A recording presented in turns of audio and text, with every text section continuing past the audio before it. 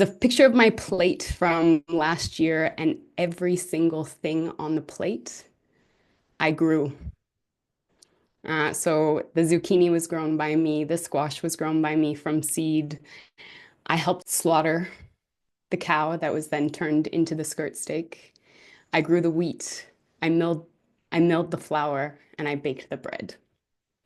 And that was just such a huge accomplishment for me in my life. And just to make that my mission and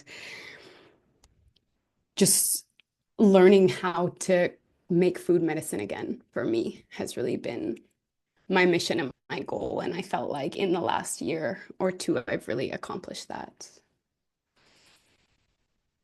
Um, I've also been reflecting on how so much of our generation is living in the upper chakras. We're self-reflecting, we're healing our trauma, we're expanding our consciousness. We're drawn to work with plant medicines, to do breath work, whatever modality it is. We're searching.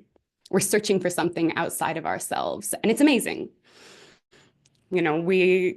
I do a lot more than that than my parents did, and my parents did a lot more of that than their parents did. But in the midst of that, we sometimes forget to tend to the body and tend to the earth. And what my work aims to do is reach a hand up and bridge that gap. And so, what eating does is it asks us to come back to our lower chakras. It asks us to address our survival, to tend to the body. And when we reach a hand up and down, we connect body, mind, and spirit. And really, for me, Foundations of Soul felt like we need to strengthen our foundation so that we can expand into our highest expression. And if we don't have a solid foundation we can't actually inhabit our expansion. And so that's really what my work in the last few years has been dedicated towards, and just helping people come back and readdress survival and nourishment and foundational properties. And I like this quote that we can only expand into what we are capable of holding. And unless you eat enough, you can't actually allow yourself to be penetrated by life. So when we don't have enough nourishment, when we're not eating enough, we need food and we need nourishment to create energy. And if we don't, we're relying on stress hormones. So a lot of what I'm going to focus with you guys on today is the impact of stress on our physical body. And my approach to health is from a very cellular, energetic level. And so there's never going to be a health issue that doesn't have a cellular and energetic component to us. And we need to be resourced. So always nourishing ourselves before having these big openings and creating structure in our environment so that we can bloom. It also allows, if we go into these big expansive experiences, we need to have a strong enough foundation to turn these expansive experiences into something real and tangible and integrate them on a cellular level.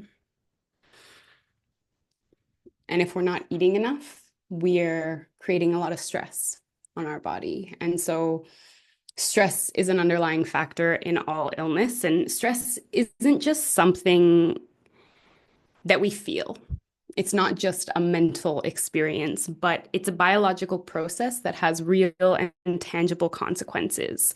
And when we understand how the body responds to stress, we can help support our body back to balance. And so when I talk about stress, I'm talking about four specific kinds in particular. So there's psychological stress. We get dumped, or break up with a partner or lose our job, and we don't know how we're going to support ourselves.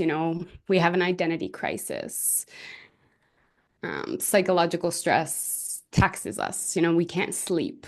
There's traumatic stress where we fall off a bike or we get in a car accident, causes a lot of stress on our system. There's environmental stress. So what they're putting in our food and our water, if we're living in a moldy apartment, glyphosate, chemical fertilizers, those all cause stress on our body. And then there's metabolic stress, which is metabolic dysfunction when our cells aren't working properly. And this typically comes from minerals. So if we're minerally deficient, then our cells aren't able to produce energy properly because we don't have the minerals, which are like the currency of our bodies. And if we don't have that currency, we can't activate these processes and these enzymes, and we stop making energy efficiently. And just like a car that's not working optimally, that's really old or has a lot of issues, it creates a lot of exhaust.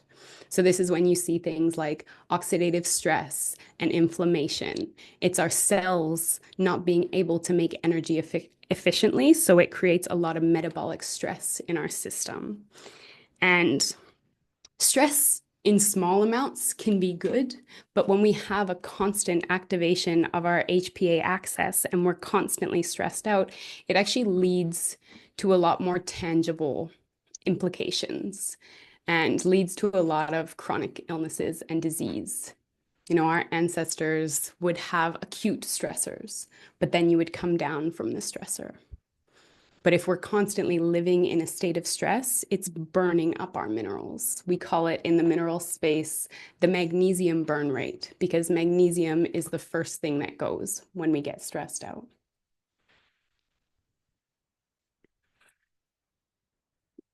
And I'm going to come back to stress and like how to replenish stress and how to just manage stress from a mineral perspective.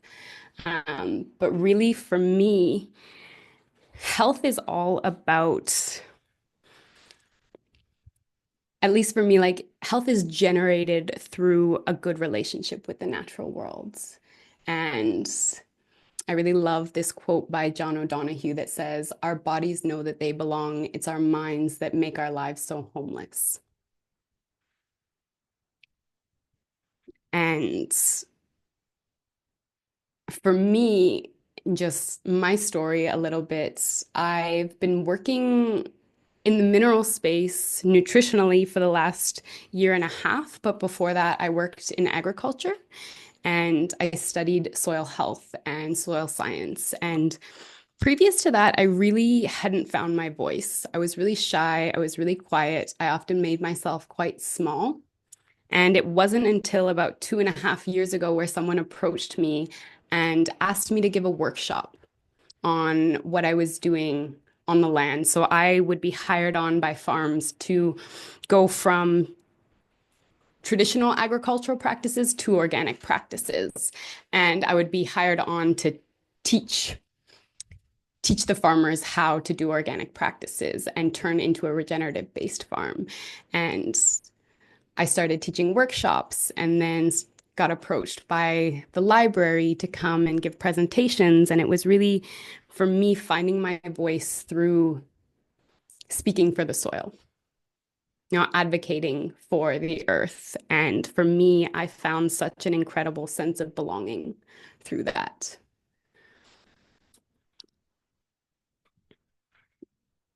And just the process of living on farms gets you really, really in tune with the natural worlds. And so this photo on the left, right above me, is from a farm that I lived on, and it was a permaculture farm. I was doing my permaculture design certification, and the farm, they wanted to hire me on, but they didn't have any lodging for me. And I decided that I wanted to come on, but I didn't have anywhere to live. So I bought a tent. I bought a 15-foot tent, and it was a completely raw piece of land. And I had to go and make a tent pad somewhere. And I set up my tent and lived there for 8 months. In the process of setting up my tent, I had to go in and clear out some trees and make space for myself. And it was actually really hard. I had to, clear out a bunch of bush, take down a few trees, clear all the grasses away, and make myself this tent pad. And at first, I felt really guilty for it. And then over the course of the 8 months, I realized how impactful my presence was there on the land. and just found this incredible sense of belonging. And just me witnessing the natural world there brought so much beauty to that space. And it was just so clear. There's just, especially in, I went to a very like lefty woke university, and there was just this underlying kind of ethos that as humans, we are a cancer on the earth. That everything we touch, we ruin. And it never really sat with me. And through this work and through agricultural work and being connected to the land, I just realized that, we are so apart. We've isolated ourselves from the rest of the natural world. And like, we need to bring, in order for our health to thrive and the rest of the natural world, we need to come back into relationship. And so a lot of what I do is work with the elements. And so we are elemental beings. And when we allow the natural cycles to orient our lives, we get into flow with the rhythm of the universe. So some of my questions to you are, what is your relationship to light? Do you recognize how much the circadian rhythm runs your life? I am at a place right now with the circadian rhythm where I have not set an alarm in a year because I wake up at the same time every day and it's so in tune with the light cycles.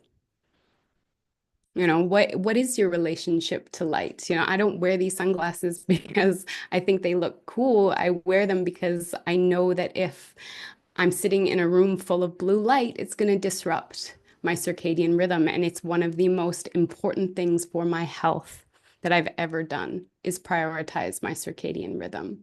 We are so interwoven into these elements and the land that we live on. And even just the understanding of how, light as a nutrient. And for the example, vitamin A is a vitamin that we need to get externally. And you usually get it in the form of retinol, but our body needs to turn it into retinoic acid for it to be used. And you can't turn retinol into retinoic acid unless you get sunlight. It is required for that enzyme to switch. And so, what is your relationship to light? Do you wake up in the morning and get sunlight? Do you make sure you get light on your skin and in your eyes every day? Like this is also part of nutrition. The nutrients that we get through the light. And an example that I was talking about recently was that if you're behind glass, you don't get any of the benefits of the UV. It cannot penetrate through glass. So you could be sitting in direct sunlight, but behind glass, and you get no benefits. Whereas if you just open the window, the light can flood in. And you can actually start to take in the benefits of that light, even if it's not hitting you directly, just allowing it into the space, allowing it into the room. And so just these things, having this understanding of these elements around you. What's your relationship to water? Something that was really eye-opening for me is that if you're thirsty all of the time, it's actually a sign that you are minerally deficient. And so our ancestors, they would reach for water because water is very mineral rich. As water moves through landscapes, through rocks and rivers and streams and soils, it picks up all of the minerals and elements. And they would go to drink it to take in those elements. But nowadays, a lot of us are drinking dead water. So water that has been filtered. It's taking out all the bad stuff, but also all of the good stuff. And if you're drinking water constantly, but always feeling thirsty, that's a sign that your body is lacking minerals. And the process of drinking more water is actually going to deplete you further. Do you know where your water comes from? Do you know what's in your water? Have you ever had your water tested? These questions are really important for our health. It's not just about the food that we put into our bodies, but everything we engage with. And something that's become really, really obvious to me recently is how sensitive we are to scents and smells. And what do we expose ourselves to in terms of what we're taking in?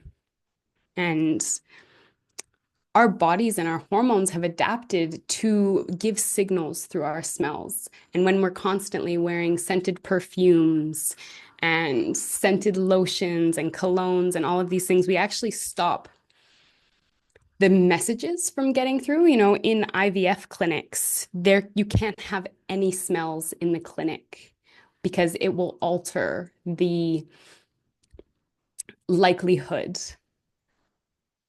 of a success in IVF, because that's how sensitive a woman's reproductive system is to smells. And when we cover ourselves up with all of these smells, we cut ourselves off from the messages that our bodies are giving. So usually it's a really positive sign that you would have healthy offspring if you're attracted to someone's scent. When you're attracted to someone's scent, it's a message that you have different immune genes than they do. So if you were to procreate, you would have a really, really resilient child because you have such a wide variety of immune cells and immune genes. But with all of the endocrine disruptors that we use now and all of the scents that we're exposed to, we're losing this ability. We're losing the wisdom of our bodies. And when we, allow these natural cycles and these natural elements to orient our lives, and we orient our lives to them, we begin to like flow with the energy of the universe.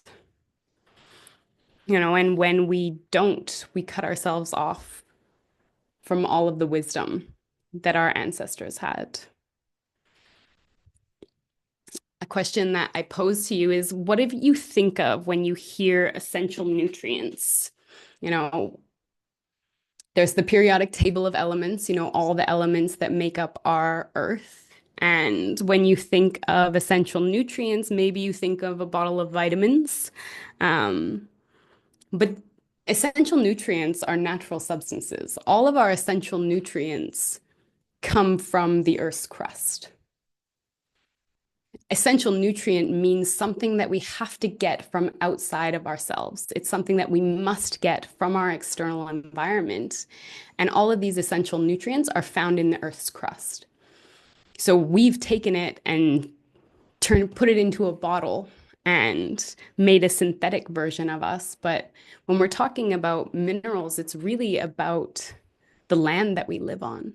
If you've ever sat in a sweat lodge, when they're bringing in the rocks, they call them the grandfathers. It's because they are the source of all light, all life. They are the foundation of all light. It is the primal material from which we all come from. It's literal physical nourishment from the Earth's surface, the fundamental building blocks. And the other thing about minerals is that they're never born and they never die. They just circulate through a process of alchemy from one life form to another. They go through the life cycles of death, decay, and rebirth and just get passed around through different life forms as soon as they become organic. And you can't do that without microbes. So, we can't eat rocks. We can't eat the physical Earth's crust, but it's the microbes that make them bioavailable to us, that turn them into an organic form that then we can get. And so our health, is about the health of all life above and below ground. And plants are the glue that bind the soil with all life. It's poetic to say that we come from Mother Earth and that we are the creation of her. But when you actually study it and look at it from a biological level, we are made up of rock dust. That it's just through different life forms. And we can't eat the rocks, but we can eat the green bodies of plants and animals. We can't metabolize these elements without the soil. Um, but as, farming practices has evolved and industrial agriculture is a thing, the soils have been depleted and so have our bodies. I read a statistic recently that said that there has been a 90% loss of minerals in our soils recently. Mm. And so it's no wonder that, so many health issues are on the rise. It's because, if you look around, our soils are not being tended to and not cared for. And I like the example of potassium. And so this is one of my favorite images. I actually have it printed out and laminated and it's on my fridge.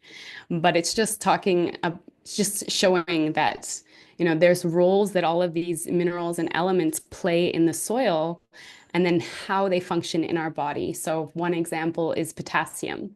And so the role of potassium in a plant, one of its roles, there's many roles, but one of its main roles is to increase water use efficiency.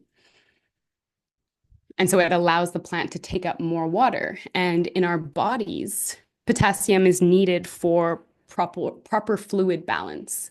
So, like I said, we can be drinking water and drinking water and drinking water, but if it's been filtered and it hasn't been remineralized, we can actually dehydrate ourselves further because we need potassium for our cells to uptake water. It's the balance of potassium and sodium that allows water to actually hydrate our cells. So if we're drinking water constantly, but it doesn't have any potassium or sodium in the water, then we're just peeing it out and it's not actually hydrating our cells. You know, it actually stays outside of our cells and it leads to puffiness and bloating, but doesn't actually absorb into our cells. It's not true hydration. And hydration isn't just about drinking water, but it's about where it goes. And so having this understanding, if we're not eating foods and drinking water that has potassium in it, we will never feel fully hydrated.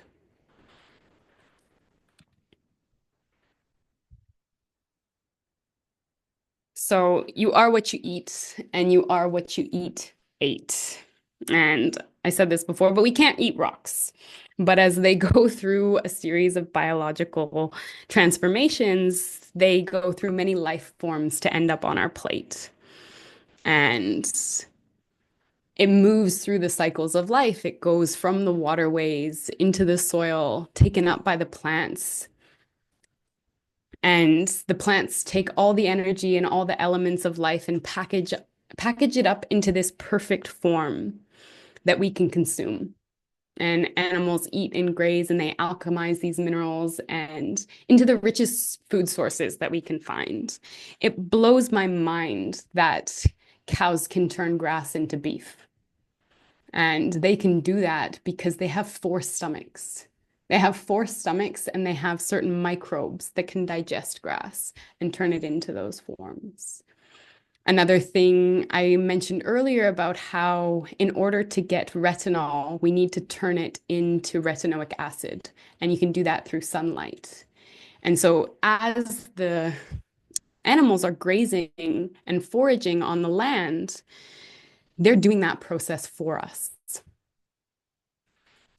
So they're turning the retinol into retinoic acid, which is a form that our bodies can take up. And what I talk about a lot is nutrient dense food. So it's food that our body doesn't take that much work to actually digest and harness. And when we eat these animal foods, they've already done the work for us. If they're out grazing on paddocks, they're like solar panels that are doing all of this processing for us.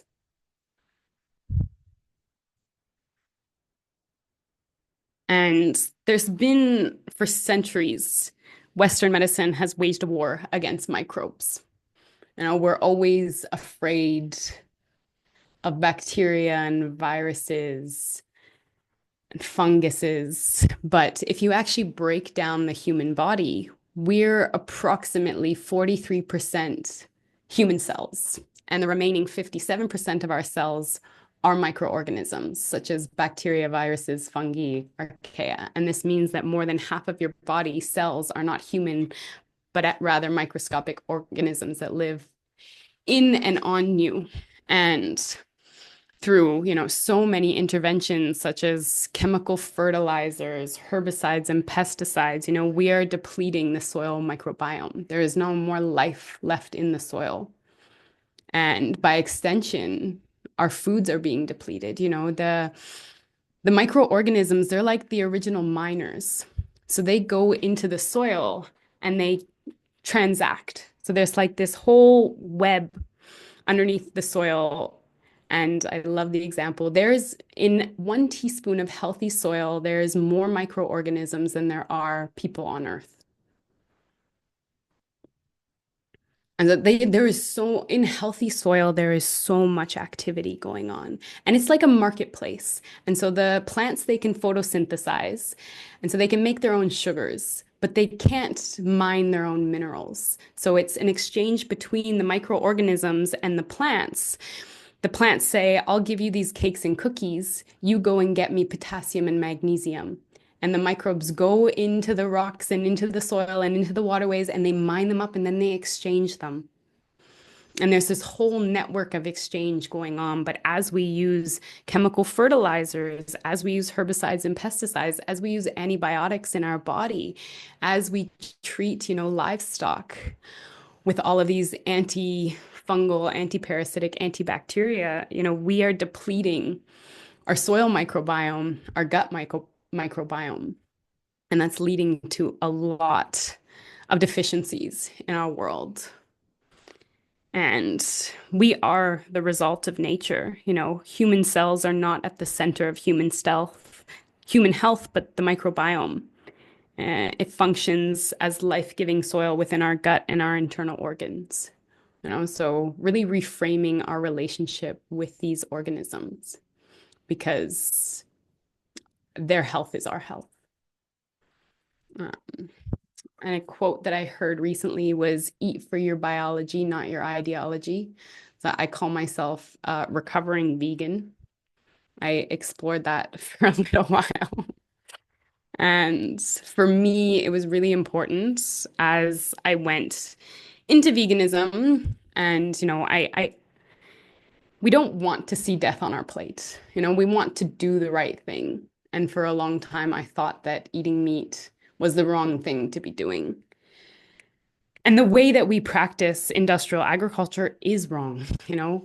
Cattle should be out roaming. Our animals shouldn't be in giant, slaughterhouses, not being exposed to sunlight, being cooped up. The way that it's operates just it's so poorly designed, but eat for your biology, not your ideology is one that really hit home. And for me, as I came out of veganism, I decided that if I was going to eat meat, I needed to be part of the process. And so I moved onto a farm and I learned.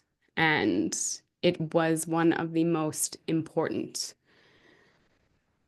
relationships that I've learned how to navigate.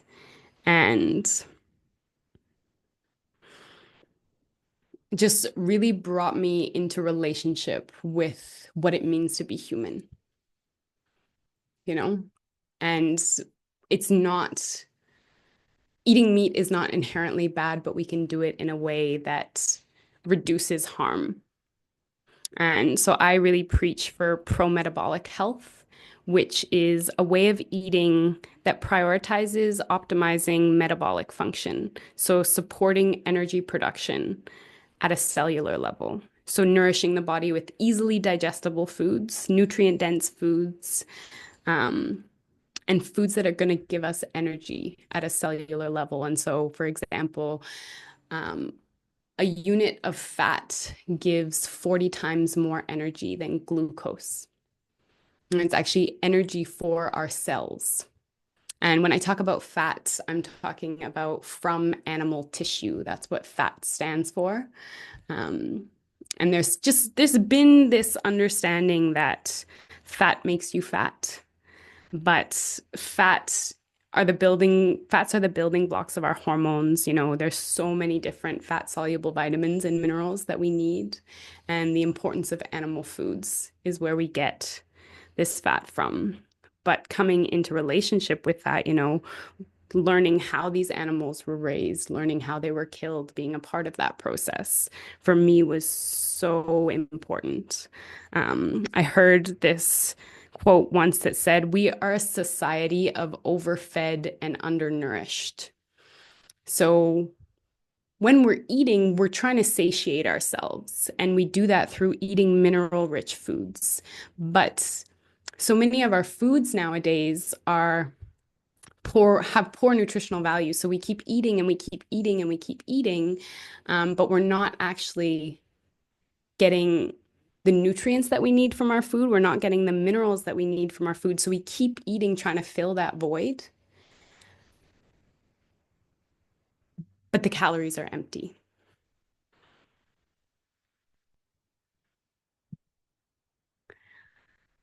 There's also this understanding from this pro-metabolic perspective on how to eat and nourish our body. It's really about mitochondrial health. So, our mitochondria are the powerhouses of our cells.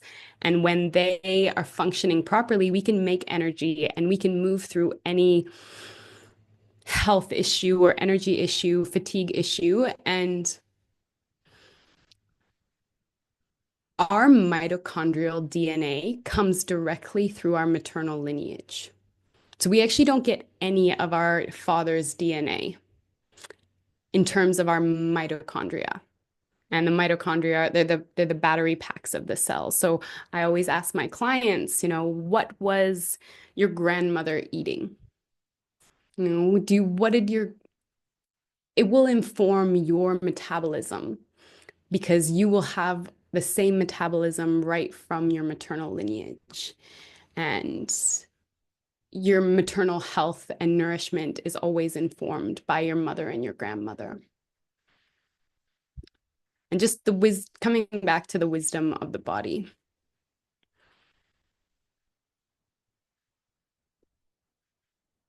So I find myself in this really interesting place right now at the intersection of plant medicines and mineral health.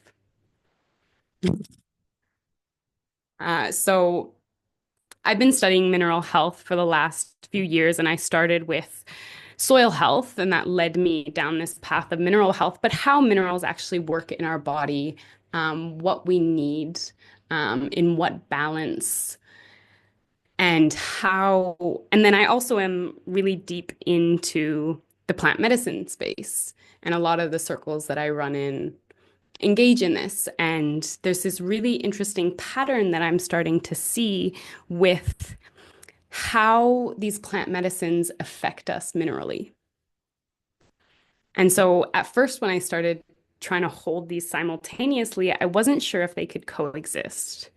But I've been trying to create a bridge for these two worlds and create an offering that nourishes and nurtures both of them. And so sometimes when we go into these plant medicine experiences, it can be cause a lot of stress on our body. And the first things that leave during stressful situations are magnesium and B vitamins. And magnesium is needed for 4,000 enzyme functions in the body.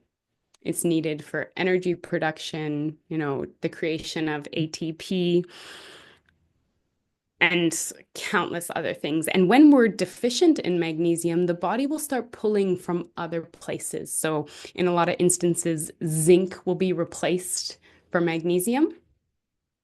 But then as soon as you start using your zinc reserves, then your copper goes out of balance. So nothing happens in isolation.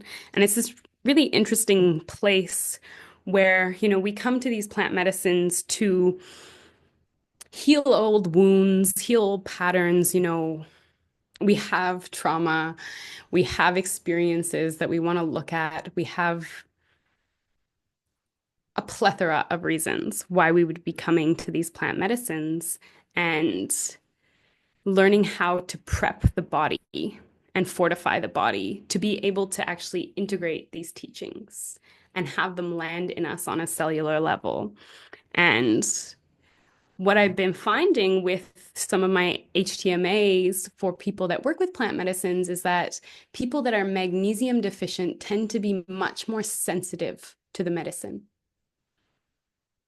So if you're coming in already depleted in magnesium, and about 80% of the population is deficient in magnesium, the medicine tends to have more of an impact on you.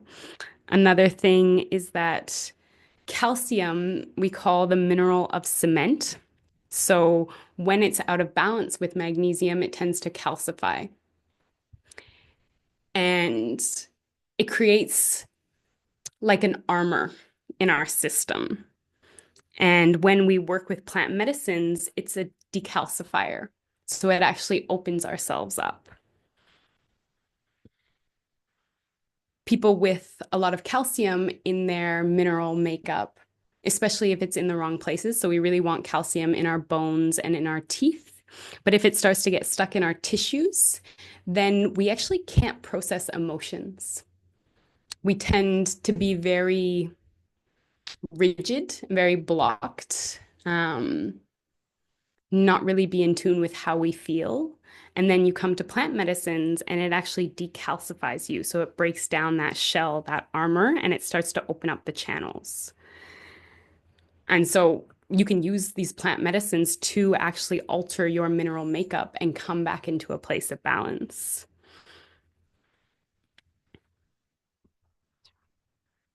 When I talk about minerals, nothing operates in isolation.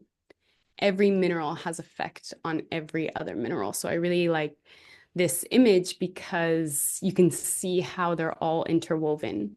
And it's scientifically, Dr. Paul Eck, which is one of my teachers, says that it is scientifically impossible to change the level of even one mineral without simultaneously affecting all the other minerals. You know, they're all interwoven with each other. So it becomes really dangerous. You know, a lot of people take multivitamins and they hear that magnesium is good for you and everyone's deficient in magnesium, but when you start to play with these things, it snowballs. It's a bit of a domino effect because they're all tied to each other and they're cofactors and codependent. And so if you're getting too much of one thing and not enough of another, it tends to throw the balance even further off. So just being really educated on your own minerals and also what it is you're taking in. So I talked a little bit earlier about how stress isn't just how we feel, but can make us sick. Um, and cortisol can be good in small doses, but when we're constantly activating our HPA axis and releasing hormones, it's actually burning up our minerals. So there was a scientist named Hans Selye, and he defined the term stress in the 1930s. And he defined stress as anything that takes the body out of balance. And what he realized, he was doing lab testing on rats and he was injecting them with different substances, seeing how they reacted. And he realized that they were all getting the same sickness. And it wasn't the substance that he injected into them, but actually the stress of the injection caused them all to have the same symptoms. So we're seeing, you know, all of these chronic diseases and autoimmune diseases come up. And it's not anything in particular that we're doing, but it's the stress of our lives. So stress is not just something happening in our head, it's happening on a physical level. As we produce these stress hormones, cortisol, adrenaline, aldosterone, it's actually the process of creating those hormones uses minerals in the process. And so if we're constantly under stress, we're actually demineralizing ourselves. And what Hans Selye found was in all of his rats was the same thing. They were all getting ulcers and they were all getting, I think it was enlarged adrenals. And he found them with, he did this study on thousands of rats. And it was the stress of actually getting the injection caused them all to have the same symptoms. And so this is happening to us on a larger scale, and learning how to catch stress in our lives, remove the stress in our lives, which is a great reason to go and drink ayahuasca and to change our life. And, if you're not happy in your life, if you're stressed, if you hate your job, like it's happening to more than just your mental state. It's affecting you on a physical level. And so, what I always recommend my clients is replenishing your adrenals. It's really hard to live in the world now without being stressed. And so, replenishing our adrenals looks like getting sodium and potassium, vitamin C, and magnesium. These are what our adrenals need. They also need healthy fats, and they also need good sleep. So, regulating your circadian rhythm and then making sure you're eating enough. But sodium, obviously, high quality salts. Sea salts are really good. Celtic sea salts, Redmond real salt. Making sure you're getting high quality sodium. Potassium, coconuts are the highest source of potassium, and it's one of the reasons I love Costa Rica so much, is just the plethora of coconuts. Nature's Gatorade. Other things high in potassium are sweet potatoes. Cream of tartar, which you can find in the baking aisle, is also really high in potassium. So adding some of that to your water and getting vitamin C. Your adrenals get really depleted from vitamin C. Magnesium, things that are really high in magnesium. Dark chocolate, 80% or darker. And then licorice is really high in magnesium. Leafy greens like beets, chard, and kale. And then always mineralizing your water.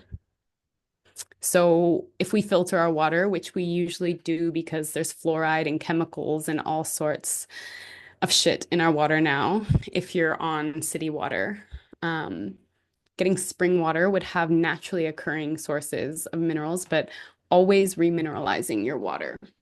Just to make sure you're keeping your electrolytes in balance is so important, just to combat the stress of our lives and to ensure that the stress isn't depleting you on a level that's going to cause detriment, is really, really under. Yeah, it's just something that I feel like we all need to bring more attention to.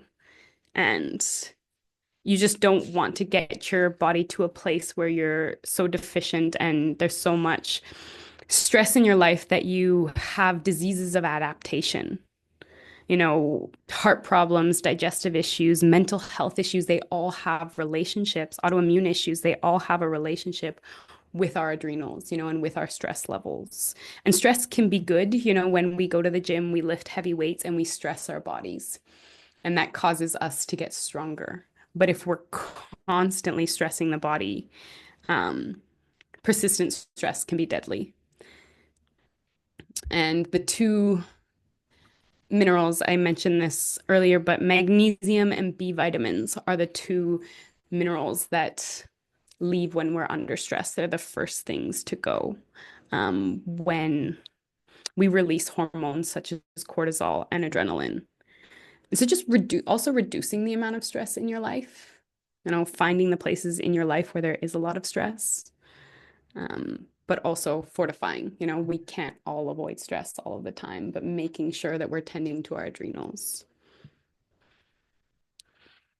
And then there's a lot, it's really hard to navigate grocery stores and buying food and eating out without coming across fortified foods. And my understanding of minerals, for a year I was in Costa Rica and I couldn't find flour that wasn't fortified. They literally put cast iron shavings of iron into the flour. You can go on YouTube and watch, if you break up cereal and put it in a plastic bag and then hold a magnet to the outside of the plastic bag, all of the iron filings will stick to the magnets. Our food is being incredibly heavily fortified with compounds that our body can't actually take up. We do need iron, but we need it in a form. It's called heme iron, and it comes from animal foods. But when we're getting fortified grains and fortified flours, it's not in a form that our body can readily take up.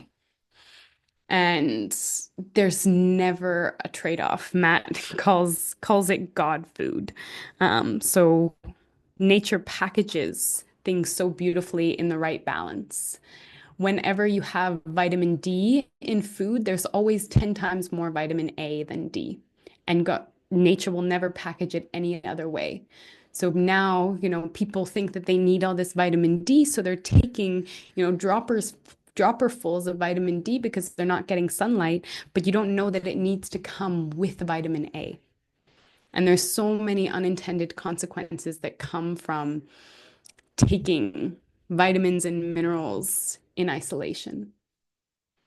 And we need whole food. We need whole food forms of food and coming back to basics. I really advocate for eating nose to tail. You know, we grew up in a society where we could just buy boneless, skinless chicken breasts or just packs and packs of chicken wings, but we need the liver, we need the kidneys. Beef liver is the most nutrient dense food on the planet. Cod liver oil is something that our ancestors have been eating for generations because they know that it has the perfect balance of vitamin A to vitamin D. So I just be really mindful and look at labels. And if things are fortified synthetically, that's a red flag for me.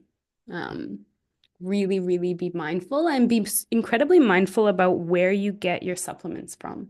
What's the source that it's creating? A lot of supplement companies don't go through FDA approval. So it can end up the way that they're produced. A lot of omega oils and fish oils are made through heat processing and heat extraction, and you want to look for cold pressed because the integrity of the nutrients are maintained. If they're fermented or heat pressed, they don't have the same kind of nutritional value. And the things that I would really encourage to avoid is fortified foods, high fructose corn syrup,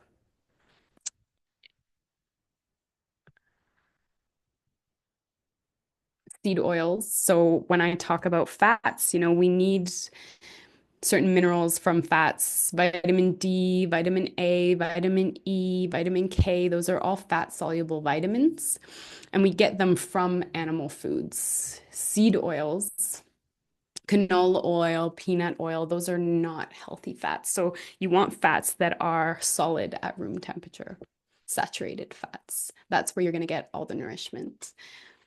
But seed oils, we're not meant to be eating seeds in those quantities. They go rancid really quickly. They cause a lot of inflammation in our body. And avoiding chemical fertilizers. I said earlier that we're a society of overfed and undernourished, and it's really interesting to see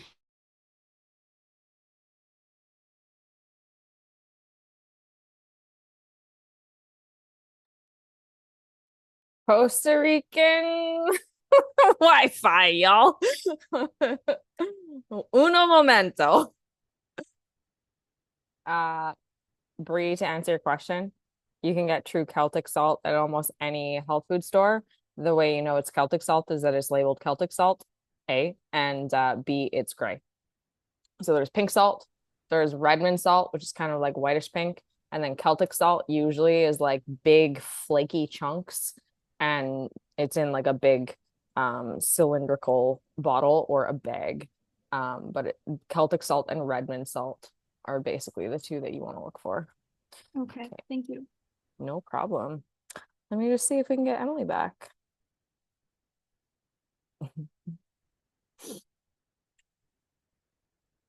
Oh, There she is.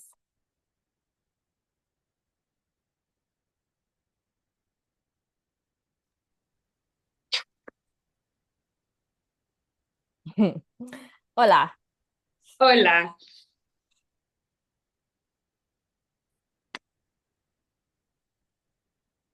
Okay. You're back. I'm back, but because I was admin, everyone else dropped out of the call. Everybody else is here. You're good. Cool.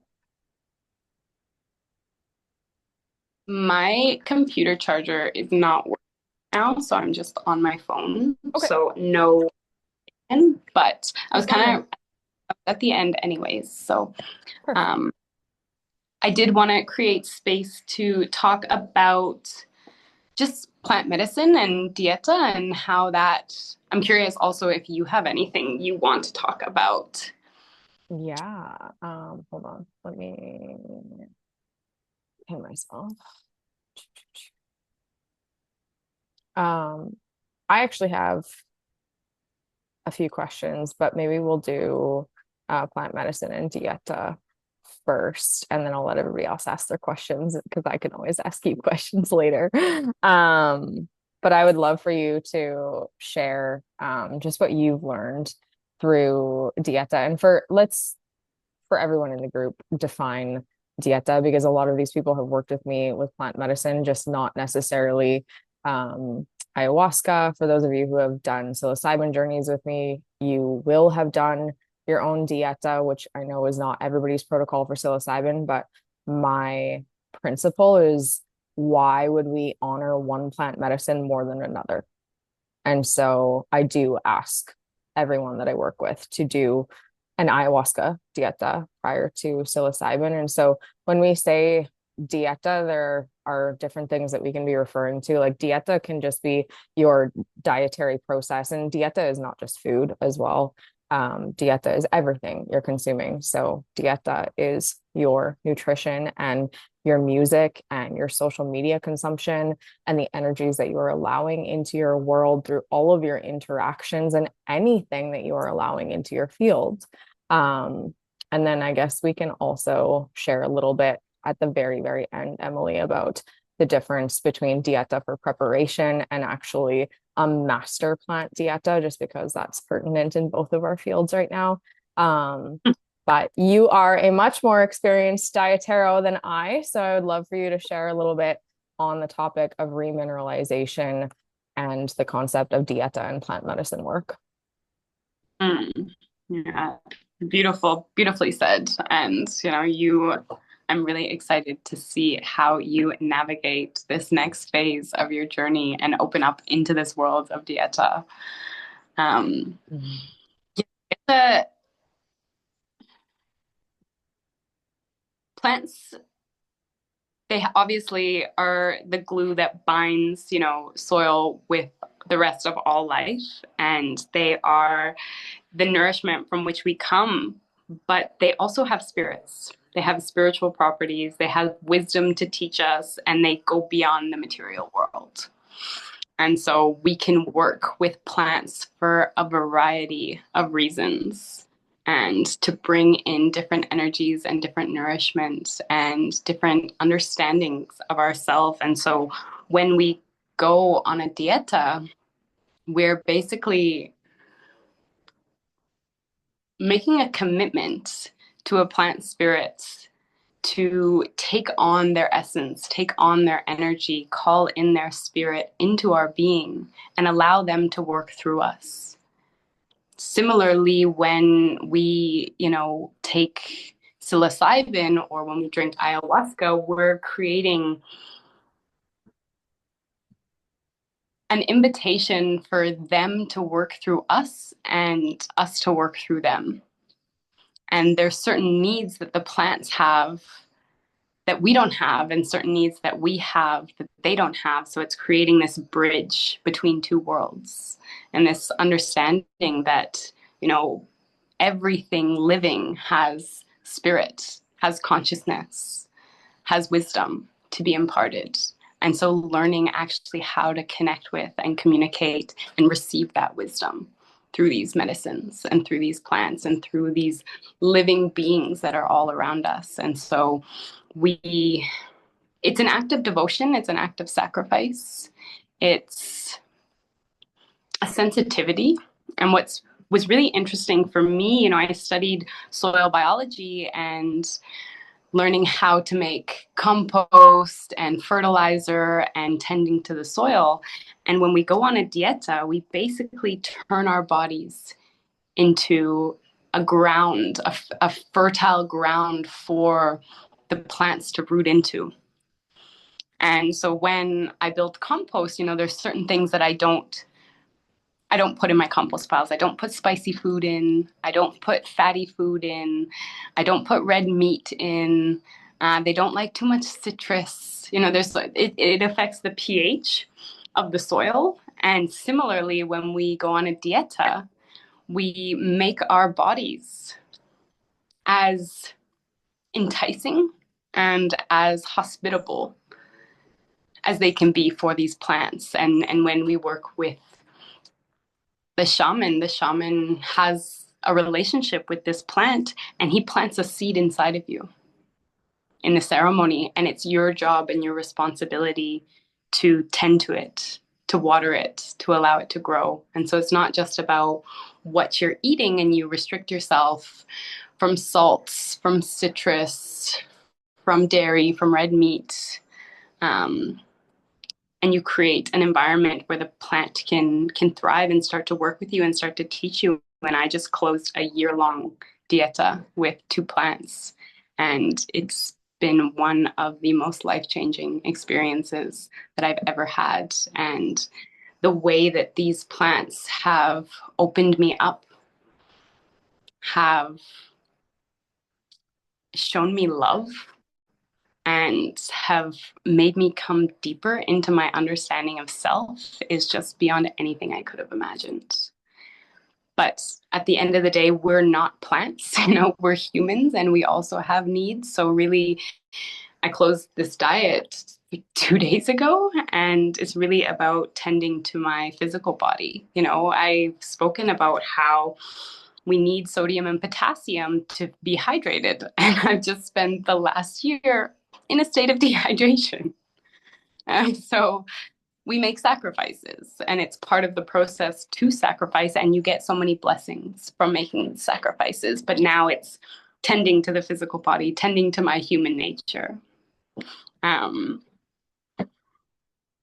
plants, they have different desires than we do. They have different ways of being nourished. So it's creating a foundation for the plants to thrive inside you. And they were really teaching me how to love myself deeper, to find my voice, and to know my strength, and to diet. We're so used to dieting to lose 10 pounds.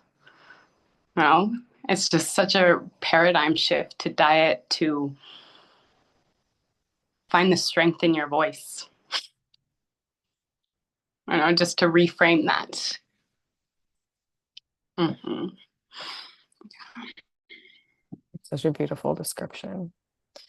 And I think also so for those of you who just came out of the integration module, I think this conversation is so divinely timed, because we also have to remember that plant medicine is essentially a tool, right? And when we commit to a diet, we are committing ourselves to honoring that plant and the medicine of that plant for a prolonged process. And I always say in medicine work, the medicine, whatever you're working with, whether it's psilocybin or ayahuasca or even just herbs, the medicine shows you the mountain and gives you new tools to put in your backpack.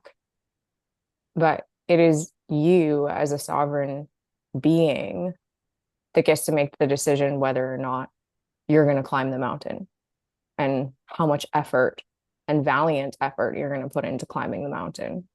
And so that is the principle behind why I stress integration work so much. And that was also a big reason why I said yes to this dieta, as confronting and scary as it has been, and as much as it has already turned my entire life upside down with all that it is asking of me and all that I know it will ask of me, it's knowing that this process of actually climbing that mountain is a gift, and that is where we earn the wisdom, right? We've talked about this before, is that plants will also gift us knowledge, but knowledge does not become wisdom until it is embodied in our being.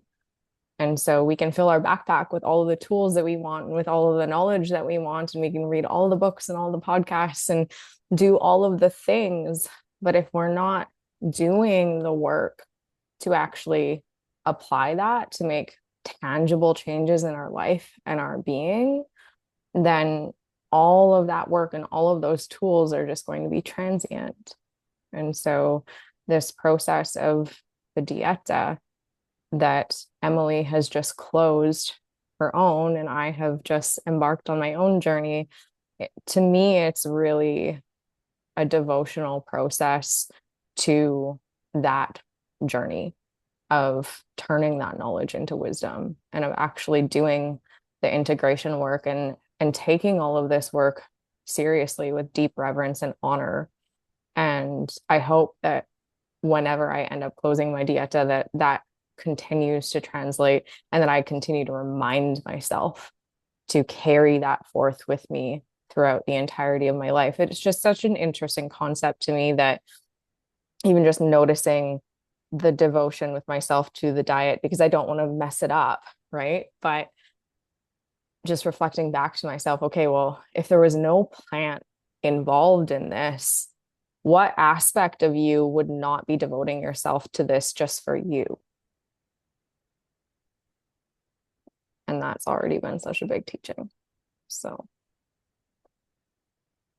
It's been really interesting coming off of diet and like bringing all of these old energies back in and reframing my relationship with them. Like have complicated relationships with food and with sex and with drugs, and the process of actually removing them completely almost feels easy, to completely restrict, but now to bring them back in and engage with them in a new way. Like what have from this year, what have I learned about, how I engage with these foods and how I engage with, sexual thoughts and sexual behaviors, and what have I taken from this year of abstaining from those? And I've evolved so much in a year in many different levels. And how do I integrate and how do I engage with these in a new way? And it's also interesting, there's so many things that we don't do for the plants. And can I hold that same kind of reverence and respect and love for my own energy? Not protect the energy of the plants, but to hold my energy as that sacred. Yeah. Yeah. Yeah. And I think one of the most potent things that you said to me as well, when I was coming up with all of my very human excuses as to why I wasn't going to do this before, it's that we were talking about sacrifice, and you said something along the lines of, to have the option of giving something up is an honor, right?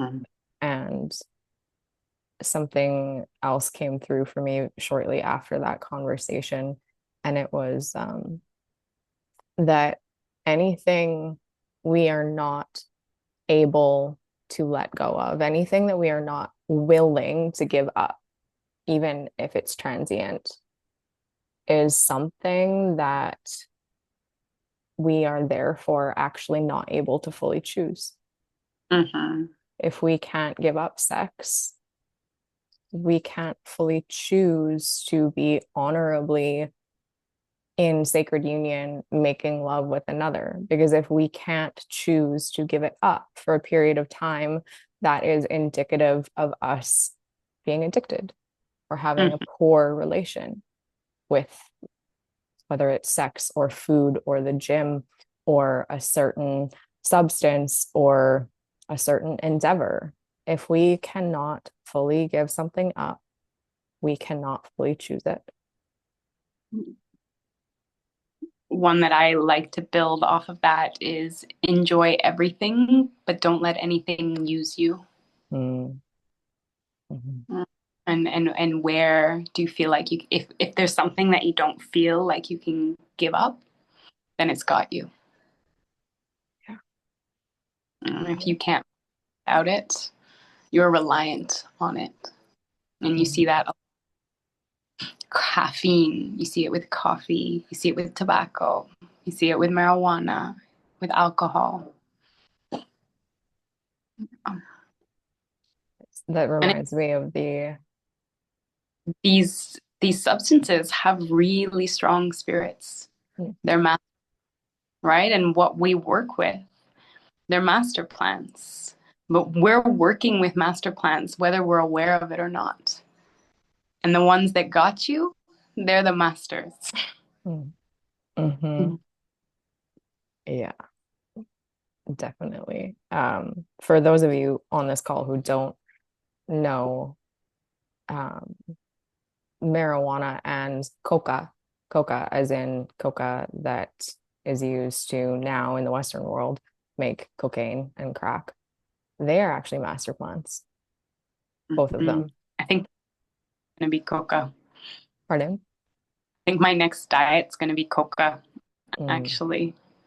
Stephanie says she's going to open coca for me on this diet at some point as well, too. So the reason why we see those two master plants now having developed a tendency to actually consume the soul, coca, especially coca, really robs the self of soul. And that's why it really takes people, for lack of a better term, so quickly, is because we have abused it. And so these master plant dietas are also a way of us as individual beings being able to come back into right relation with these plants and with the medicine that they've always had to share with us, but we have simply skewed it and abused it for our own selfish and righteous reasons and ways. And so with all of these plants, the teaching is also to really address, as Emily was saying before, to really take a step back and do an inventory of the relationship that we have with everything in our life, with everything, with everyone, with every food, with every substance, and ask ourselves, do I feel like this relationship is honorable? Am I honoring it, whether it's a food or he or she, if it's a person or whatever endeavor? And also, is doing this or consuming this honorable for me and my energy and who I want to be and where I want to go in life? Mm-hmm.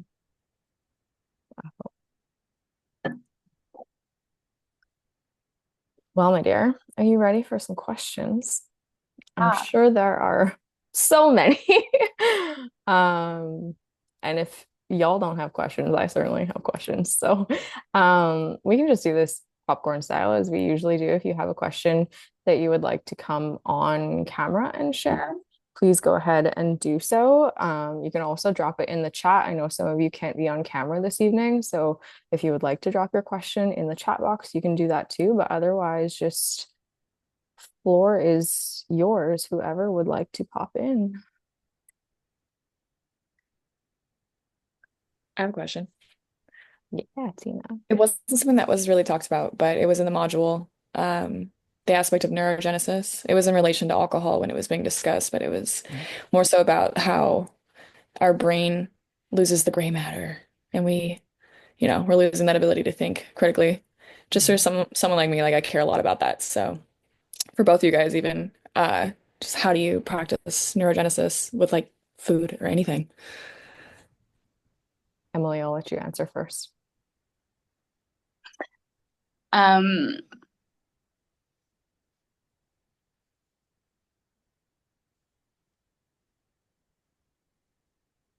I mean, I specifically worked on creating neurogenesis through my microdosing protocol.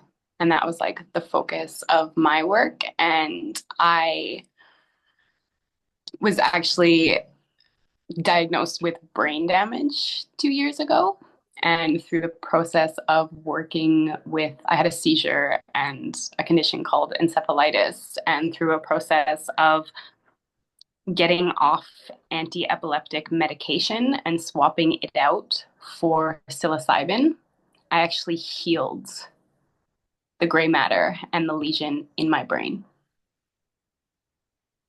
which was incredibly powerful and incredibly terrifying to have that trust in the medicine and feel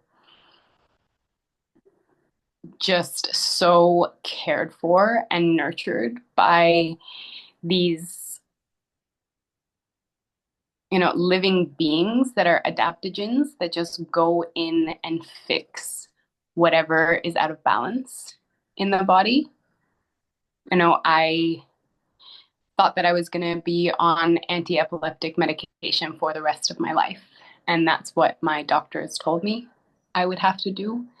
And going off of it, they said I would have another seizure, but I couldn't spend the rest of my life on medication.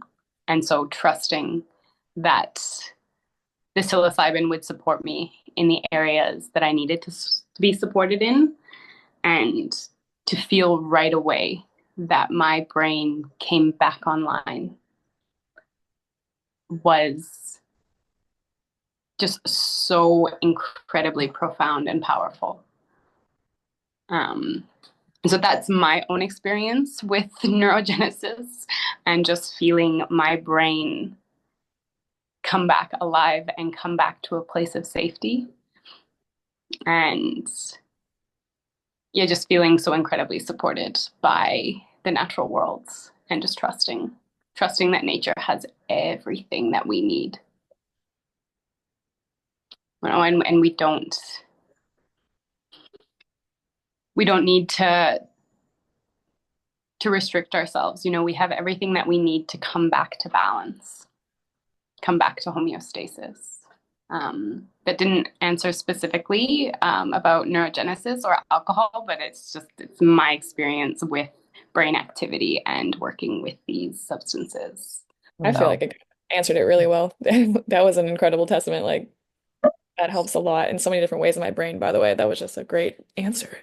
I appreciate it. My answer is very similar, Tina. Microdosing is the way that I have addressed the neurogenesis aspect of, just brain health as a whole. The company, my mentor's company, Microcybin, whose medicine is the only medicine that I work with now, the protocol is called neurogenesis because it is specifically designed, the sequence of the microdoses and the additional ingredients, lion's mane being one of them. So lion's mane is a major adaptogen and helps specifically with neurogenesis. So it enhances your cognitive function, enhances your memory recall, enhances your focus.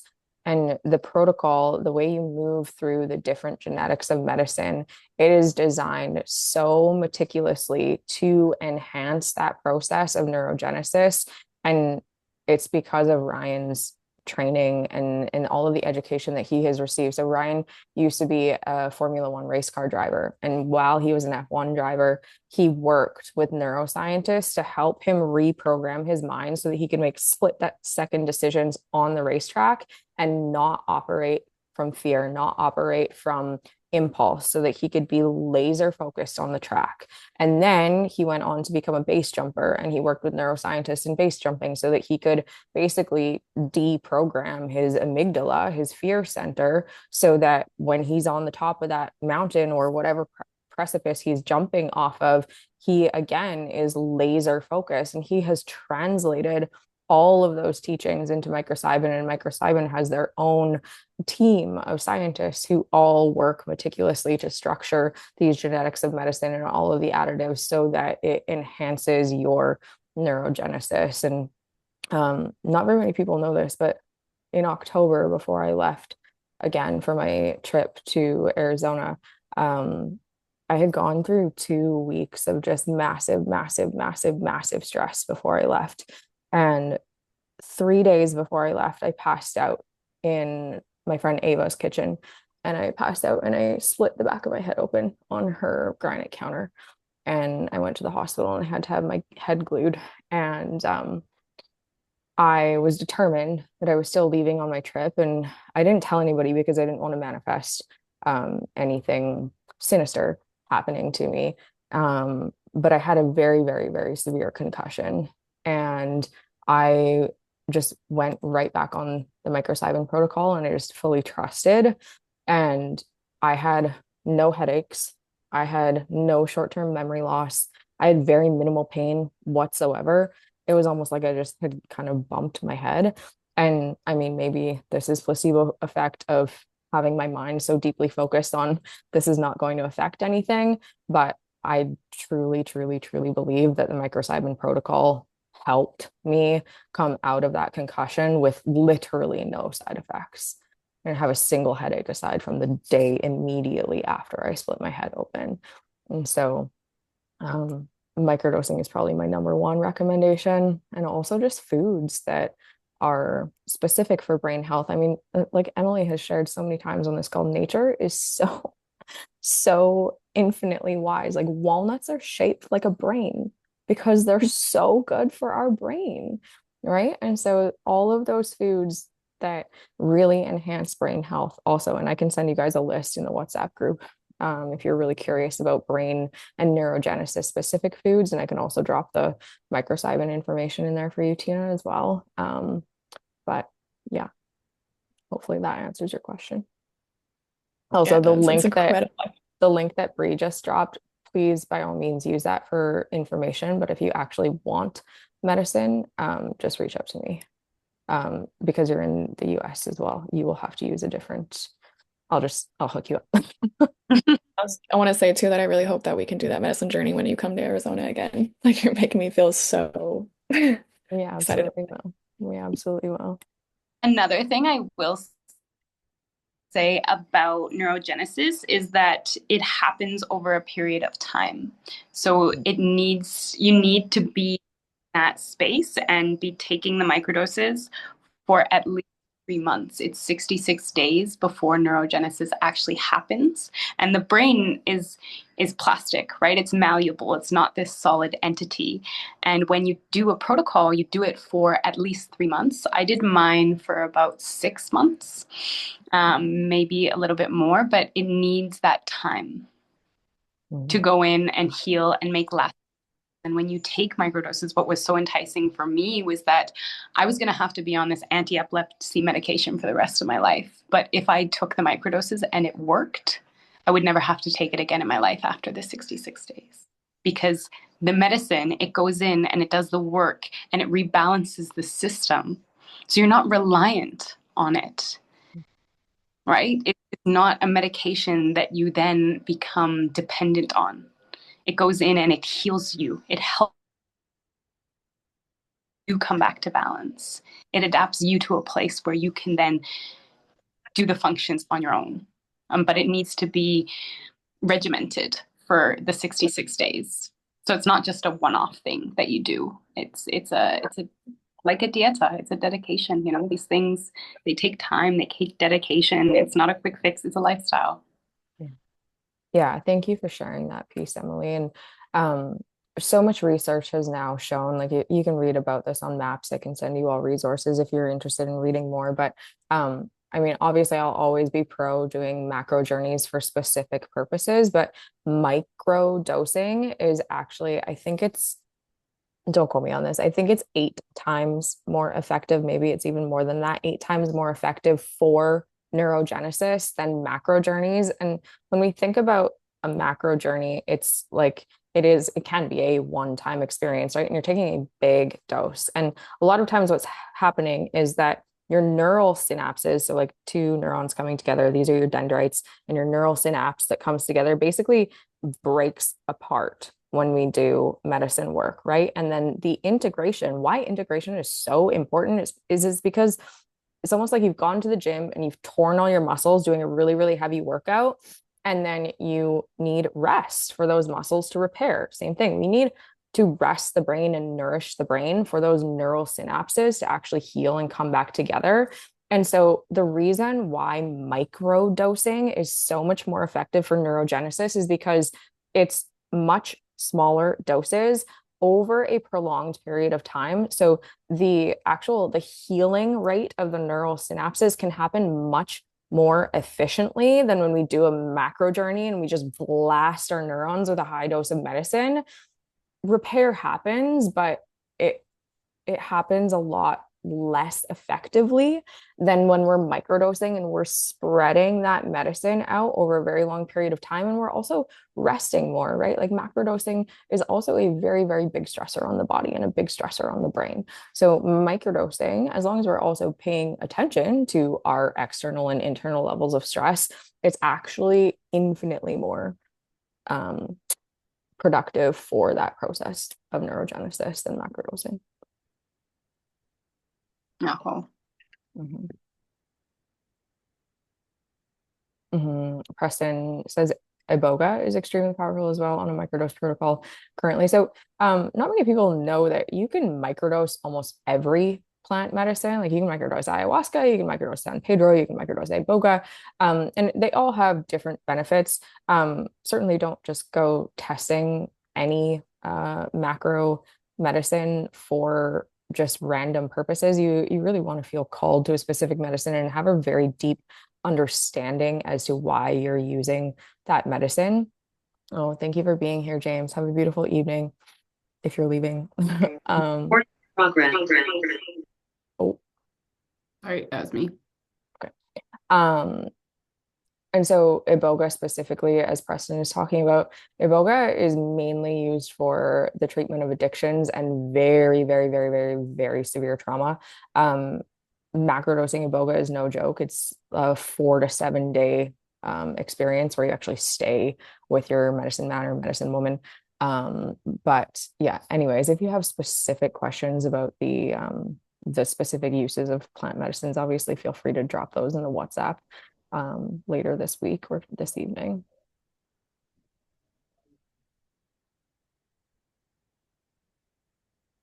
Did we lose Emily again? No, I'm here. Oh, okay. Did you switch devices? Yeah, I just Okay. went back on my laptop. Okay. Who else has questions?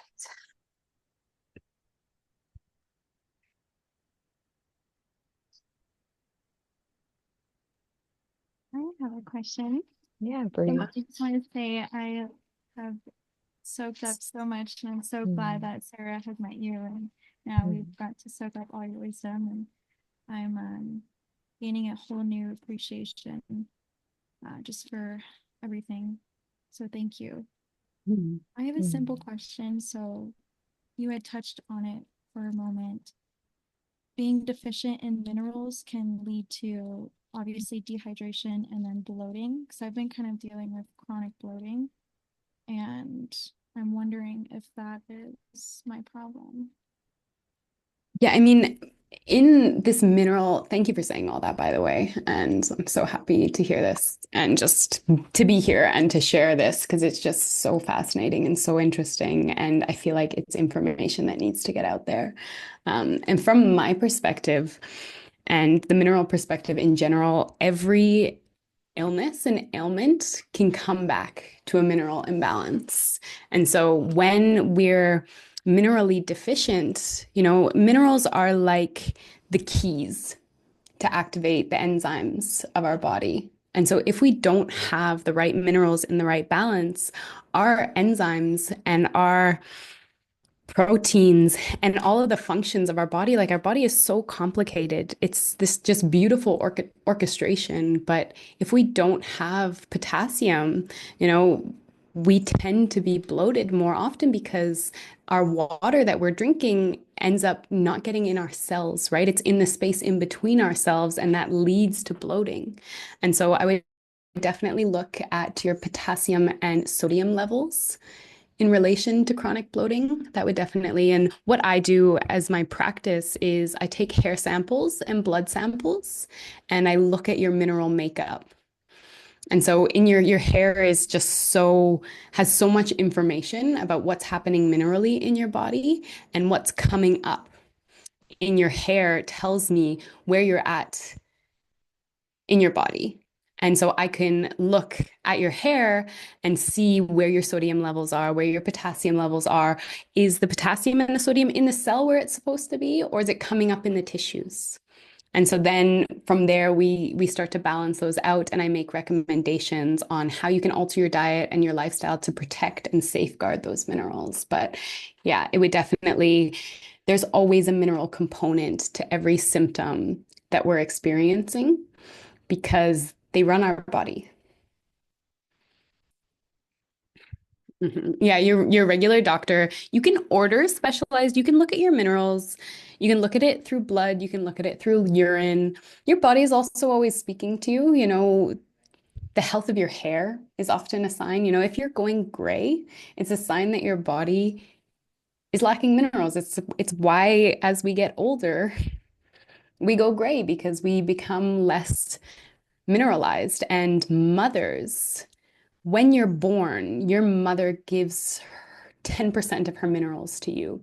So oftentimes, if you're the firstborn in the family, you have a higher concentration of minerals versus the lastborn, because the mother has to give 10% and 10% and 10%.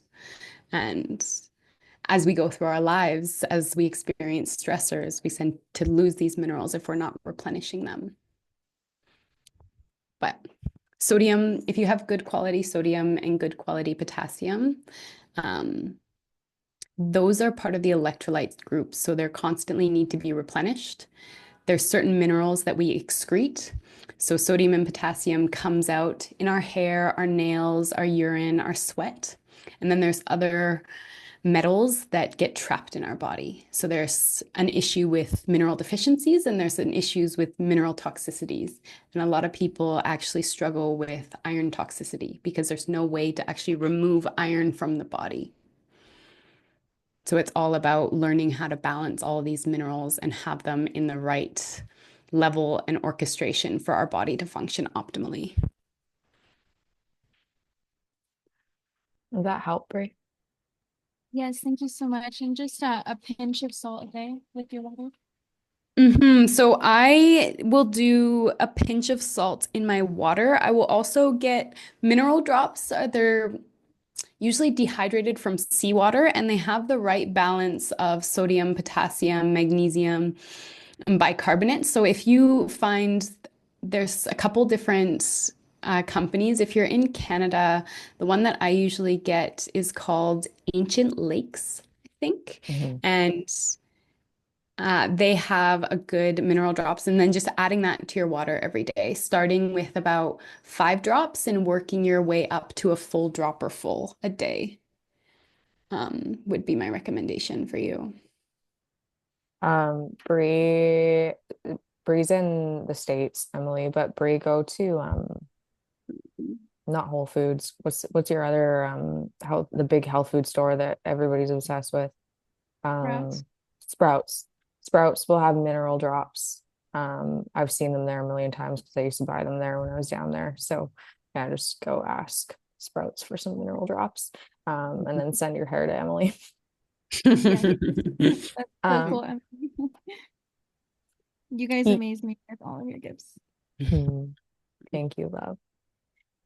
Kiki asked in the chat, Emily, what if you have a genetic condition which prohibits you from methylating and therefore unable to absorb minerals and vitamins correctly, or if severely deficient? MTHFR gene is the reference with the methylation. You can get whole food forms of minerals that are already methylated. So if we're getting it in synthetic forms, our body has to methylate it itself, but there's food forms that's already methylated. So just doing research into the whole food forms. Thank you. Steve asks what your opinion on methylene blue is. Guys from work are taking this, but it is actually what blue jeans are dyed with. It's yeah, it seems crazy to me. It also originated, Steve, I don't know if you know, is it originated as a fish tank cleaner, which is I definitely had apprehensions when I first heard about all of this. Yeah, all the studies coming out about methylene blue. So Emily, I would love to hear your opinion on this. I've never used methylene blue, and I've heard really conflicting just information about it. My partner Matt just bought a bottle and he's going to start experimenting with taking it. And so I always, there's so much information out there, and you can find like a million studies that talk about how vitamin D is good and everyone needs it and you need 100 UGs, and a million studies about how it's terrible and it depletes your potassium and et cetera, et cetera, et cetera. Like you can find information and studies on whatever you want to hear. So I always just recommend like be the lab rat yourself, experiment on yourself. Methylene blue is definitely something that I've never felt really called to, but Mm. it's something that Matt really wants to use. And so he's going to start taking it every morning and see how it works in his system. But the color, oftentimes like we're deficient in copper, and copper is blue colored in our bodies. And so I've heard good things about methylene blue for copper absorption Mm. and like providing our body with copper in the right form that it needs. So that would be my one thing that I would be intrigued about learning more and taking it potentially, because a lot of us are copper deserts. Yeah. And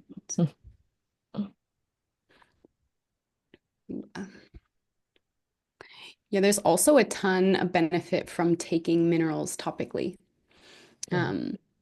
It's something that I've been really diving into recently, and just how we absorb nutrients through many different pathways. A lot of us are magnesium deficient, and it's really hard because so many of us have been deficient in magnesium for so long, our body actually doesn't know how to absorb it anymore. So oftentimes you'll know you've taken too much magnesium when you get the runs. But if you get multiple forms of magnesium, so you get it in your mineral drops, you take a supplement, you take it transdermally, then you can train your body actually how to absorb it again. Mhm. Yeah, that's a great point. Mhm. Any other questions?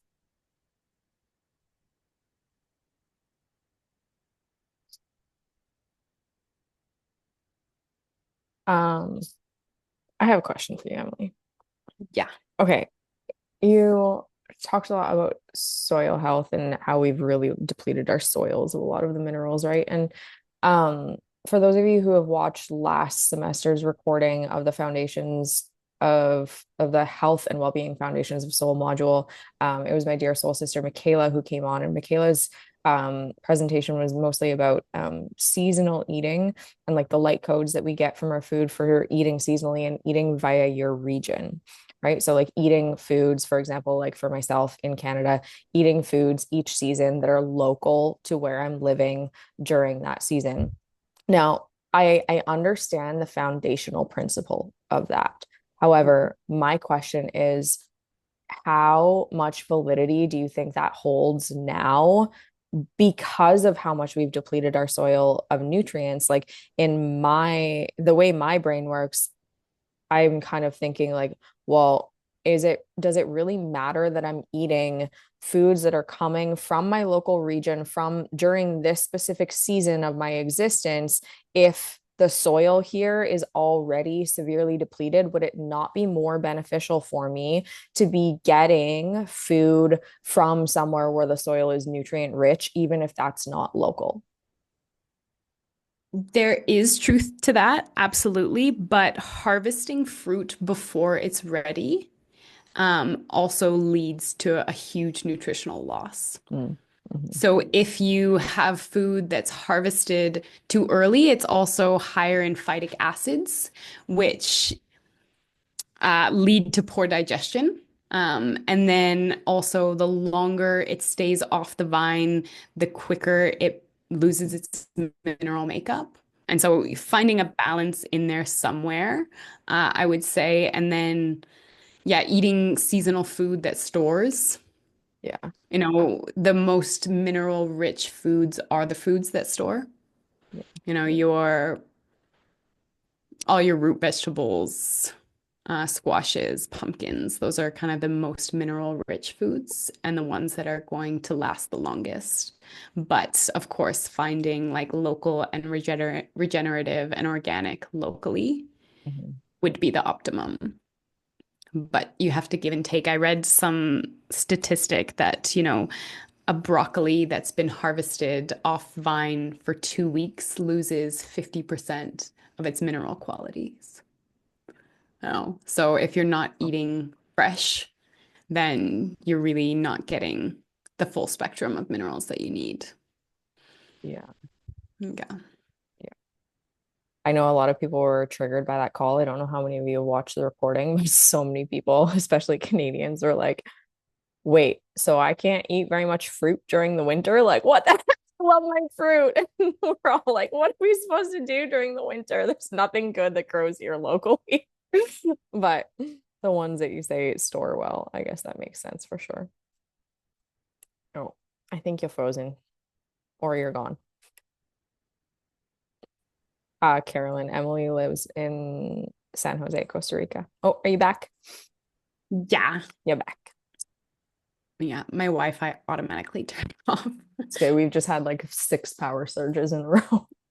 Stay. Stay alive.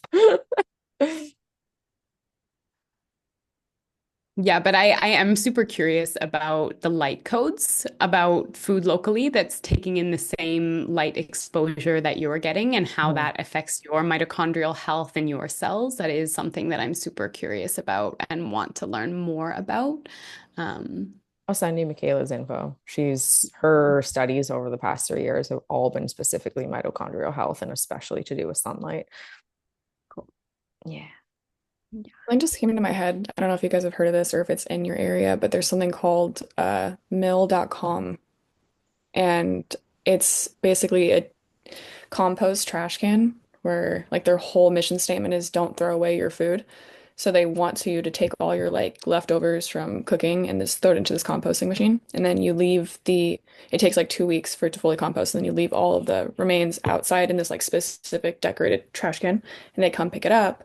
Then they take it back to their farm and then they bring you fresh produce in return from the farm. Yeah, mail.com. I don't know if you guys have heard of that, but No, That's that's amazing. amazing. yeah, I was hoping it was more widespread. It was just an ad that I like saw and I was like, I couldn't stop watching it on YouTube, you know? I love that. Yeah. There's I mean, something else. I have taught workshops on how to make like at-home worm composters and sold like composting worms to people and then taught everyone how to make their own. So you just have the process going in your own house. And it's such a like people get really into it because the worms just do all the work for you and they make gold. I love that. Mhm. Oh, I didn't even notice that you asked the same question that I did, Preston. Oh, yeah. Okay. Or did that come in late or did you literally just ask that? I just saw that. I The just seasonal eating. I just fired that off. Did you already ask that? Yeah. Yeah. So I asked like cutting out fruit during the winter season. So we dove more into this. If you go and you watch the recording of last semester's module call with Michaela Sprung, we dove really deeply into the seasonal eating. But Emily, you can elaborate a little bit further what your thoughts are about like specifically cutting out fruit during the winter and instead substituting that for things like squash and sweet potato and the things that would be locally harvested. If you want to just expand a little Mhm. bit more on that. Yeah, my response to Sarah's question was that when we're not eating things that come right off the vine, they actually lose their nutritional value very quickly, especially foods that don't store. So if you're getting fruit and fresh fruit shipped in from other countries, it's harvested early, which means there's more phytic acids, and phytic acids are poisons that the plants create. Like the goal of the plant is for you to spread its seed. And if you're harvesting fruit early, then the seeds aren't ripe. So the plants actually safeguard their fruit until their seeds are ripe. And they'll actually put poisons and like chemicals that are hard to break down into the fruit until the moment when it's ripe, until the seeds are fully developed. So if you're eating fruit that didn't ripen on the vine, then it will still have those phytic acids in it, and it makes it harder for our body to digest, and it doesn't have the same nutritional value. So I always advocate for storage food and yeah, like freezing. Like for me in Canada, I would always harvest a whole bunch of blueberries and freeze them, and do all the berry picking in the fall and then freeze them and still eat them. And that would be like my main fruit source or preserving. But I never really liked like importing tropical fruit. That never really it felt so disconnected. Mhm. It felt really foreign. And now that I live in Costa Rica, there's so much tropical fruit. But having, fruit sit for weeks and weeks and weeks, and the nutritional value goes down with each day that it's off the vine. So if you're eating, a watermelon that's 2 weeks old, it's going to have half the nutritional value as a watermelon that just came off the vine. So just having that awareness while you're eating and eating food from other places and where it's coming from and how it's getting there. But I always advocate for seasonal eating. Thank you. And my body also doesn't really want that much fresh food in the winter anyways.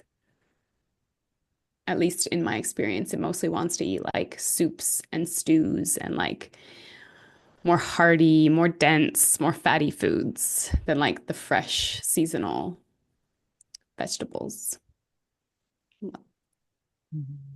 I agree. I agree with that. Mhm.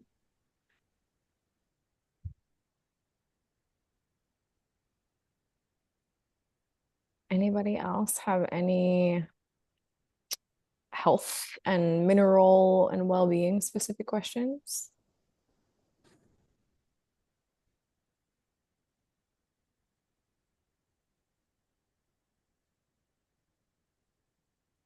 Anybody have any ayahuasca related questions?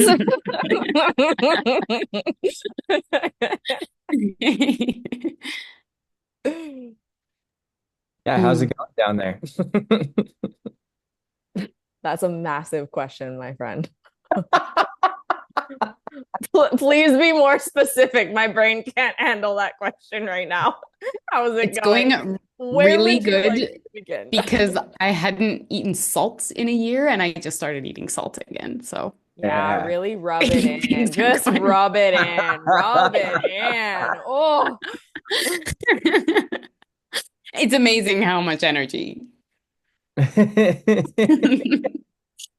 little bit of salt can give you. I'll just keep sipping my coconut water over here. Mhm. Yeah. Yeah. Well, coconut water is full of sodium, so at least that. Mm. Mm. Um, Coconut water is the perfect balance of all the electrolytes. Like you cannot recreate it. It true. has the perfect balance that our bodies need, which is just amazing that it exists. It feels like it was made for us. Yeah. So many pipas. So many pipas. So many. To give you a very broad answer of that question, it's going really well. The first two ceremonies were the most profound experiences of my life. And the last two ceremonies after I opened my dieta, I felt incredibly blocked. I was very in my head the third ceremony. My psyche was incredibly chaotic. The fourth ceremony, I didn't have any visions and I was really judgmental of myself for the experience. But also in reflection, that fourth ceremony was the most peaceful I think my mind has ever been. I literally don't even think I had a thought. I was just on my mat in full surrender and I prayed for the entire ceremony. And aside from articulating in my mind and my heart space my prayer that I just kept repeating over and over and over and over and over and over and over again, I don't think I've ever experienced that much silence of the mind. The first two ceremonies, on the other hand, were some of the hardest work that I've ever done in my life. Most profound purge I've ever had. Man, I don't even know where I would begin. Ceremony one. Let's see.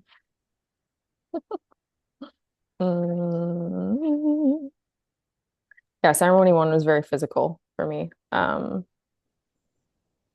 It's just like it's so hard to articulate for those of you who have never experienced ayahuasca. The amount of deep cellular healing that I felt during that ceremony was profound. It was almost like I had every single world-class doctor on the entire planet working on my body. And like the pain that I went through during that ceremony was absolutely excruciating. But the purge that I released, and I had been fasting for 6 days, and the amount that I purged was unreal. I thought at one point, my bucket was gonna overflow, and that was just the drama of my mind in that moment. Because when I looked at it, it was only like half full, and everybody was like, "Yeah, nobody's ever filled their bucket." But it's just again, it's so wild, just feeling what literally came out of my body after 6 days of fasting, and it was like. Just I could feel like, oh, that was toxins. Oh, that was parasites. Oh, that was a literal demon. That was fun. Then the pain that stayed with me after that ceremony at the top of my back, when I had my Kambo ceremony, I had 25 points, and there was one triangle at the base of my spine on my sacral chakra and one triangle at the top of my spine or like mid spine over my heart chakra. And day one and day two, so ceremony one and ceremony two, I had pain right in the center of that triangulation of all of my Kambo points, and it felt like somebody was stabbing me with a knife through my heart chakra, and the point of the knife was coming out the front. And that was the one thing during ceremony one that at the end of the night I was trying to purge this density out of my heart space, and I was just so exhausted. Like my body, I was purging until 4:45 in the morning. And at that point, my body was just like, I cannot anymore. Like there's nothing left in me. And so I went into ceremony two with that same heart pain. And I shared with our maestra that I was having that pain. And when she sang her Icaros to me, she just pulled it out. She just pulled it out with her Icaros. And it's just again like that there's no human words to describe the depth of healing that happened during these experiences. It's just absolutely profound. My first ceremony was also a lot of the purge was related to everything that I was still attached to, because first ceremony I still had not yet decided if I was going to open Dieta. And so first ceremony, I was really reflecting on what I was attached to and why I was apprehensive or fearful or just resistant as a whole in relation to opening Dieta. And so I purged attachments, I purged unhealthy relationships, I purged the fear of failure, the fear of doing it wrong. I purged the fear of the darkness of my diet. Which is actually inherently just a reflection of me fearing my own darkness. I purged the fear of leaving everything behind. because it's something that I didn't know about this dieta is just the sacrifice that I will be making in regards to my work and what I am allowed to and not allowed to do for work. And then, as medicine would have it, at the end of ceremony, I sat up and there was a black wooden box in front of me, and I opened the box, and there was a rose inside of the box, but the rose had a black stem and really, really, really large thorns. And above the box was a note, and it said, "This is a gift, but it's a very dark gift. Use it wisely." And so I went into second ceremony again, just facing this fear of why is there so much inherent darkness attached to this?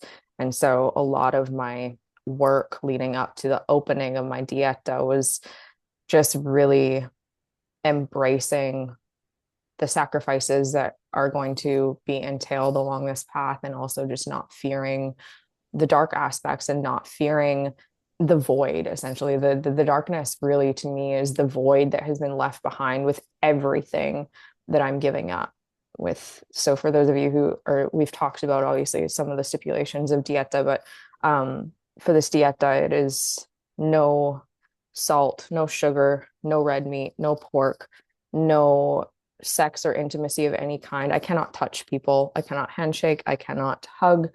I cannot brush up against people. So I have to be so aware at all times of day, when I go to the grocery store, when I go to the beach, when I go wherever, of every single person in my vicinity, because I cannot touch, because if I touch someone, I will take on their energy.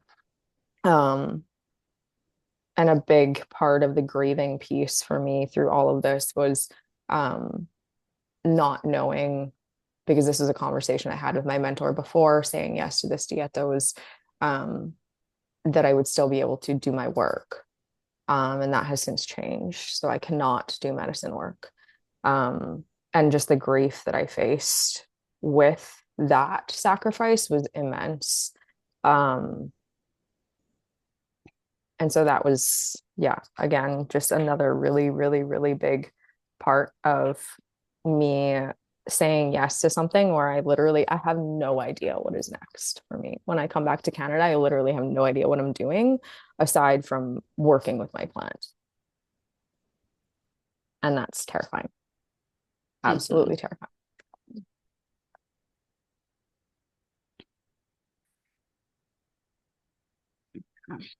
It's funny though, because that's all the plant wants you to do. I know. It's not what my ego and my psyche want to do though, and my human doesn't want to do that. My insides are like, ah! Nah, I know it. I know it. Typically, like in the jungle, when they do these diets, they do it in isolation. So it's actually a Western. The Westerners that started drinking ayahuasca, they adapted the diets to be able to fit our lifestyle. And so in the jungle, they don't even interact with other human beings. Someone comes and delivers your food to a tambo for breakfast and lunch, and you don't interact with anything. You don't journal, you don't read, you don't have a phone. You're just sit in a hammock all day long by yourself. And people usually do 2 to 3 weeks, sometimes longer, but it's minimum 2 to 3 weeks. And that's how you learn how to be a shaman. You know, it's the plants. They teach you how to heal. They have wisdom beyond our comprehension. And if we want to access this wisdom, these are the sacrifices that humans have to make. But the social diet's really interesting because you get to integrate the teachings of the plant into your life. You know, when you're in isolation, you're really detached from your life and the rest of the world. And so you get all of this insight and all of this knowledge to come in, but actually, how do you translate it? Whereas, like, I was learning things through this dieta constantly in action and as a part of my life. And now I feel like it's interesting though. Matt and I, he just got back and we were both saying like we feel like completely different people. Like literally as soon as we closed diet, it was like we lost a part of ourselves. Yeah. Well, I can certainly relate to that with the psilocybin piece as well. Um, because it was, I mean, for those of you who don't know, prior to going to the jungle, I was also dieting psilocybin. So I've been dieting psilocybin for 3 months, and I closed my psilocybin dieta before coming down here. And I felt the same way. And her spirit left me during second ceremony before I opened this dieta, um, not in a kind way. And it just felt like there was a void left behind when her spirit left me. And so I know that there's unfinished work there that will be readdressed whenever I have the opportunity to recommune with her spirit. But the plants really want your devotion, right? And this is something that I've shared with those of you who have worked with me more deeply with medicine. And this is something my mentor shared with me even when I was dieting psilocybin. I kept asking, well, can I have this? And can I have that? And can I add this to my elixir? And can I add this to my cacao? And Ryan just said to me, Sarah, you're developing a relationship with this plant. So let's just think about if you were in a sacred union relationship with another being, with another human. Would you be asking me if you could kiss so and so and sleep with so and so and hold hands with so and so while you're trying to be in sacred union with one person? No. So the plants really want your utmost devotion, and you can hold multiple dietas at a time. There's a lot that goes into that. Emily can speak to that more deeply than I can. However, It's not easy. psilocybin and the specific plant that I'm working with right now are both very possessive plant spirits, and they both really, really want your wholehearted time and attention. And so what happened when I opened is that the spirit of psilocybin actually got extremely angry. And what I experienced was actually her trying to take over my psyche and my body, and I had to ask for help. Um, it was it was blinding, it was deafening. I literally couldn't hear or articulate or understand anything. It was just this, I mean, I can't even describe the visions and the frequency that was pulsating through my psyche, but I literally felt like she was going to consume me, because she felt betrayed. She felt like I was basically cheating on her for this other plant. And so that is something that I will have to do my own work to come back into right relationship with at some period of time. Um, but yeah, there's so many nuances to this path, and it's just it's potent work. Potent work.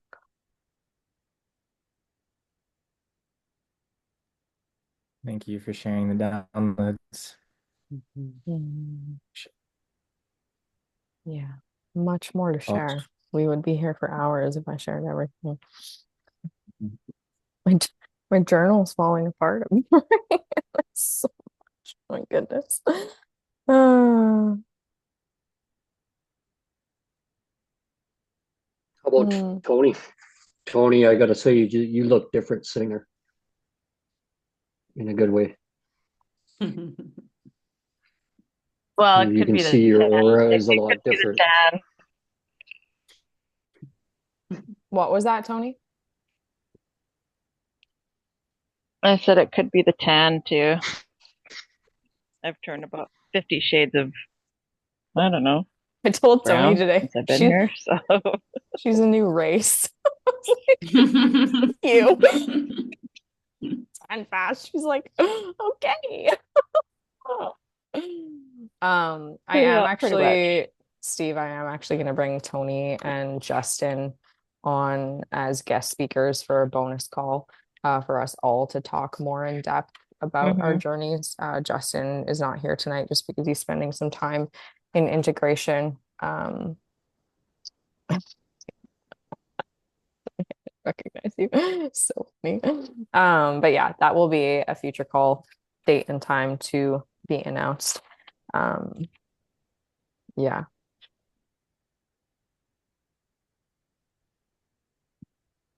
Does anybody else have any specific questions? that brought that expand upon. How's it going?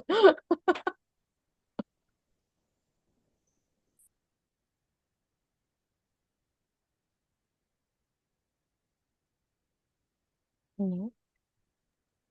I'm a little curious about the recovering veganism.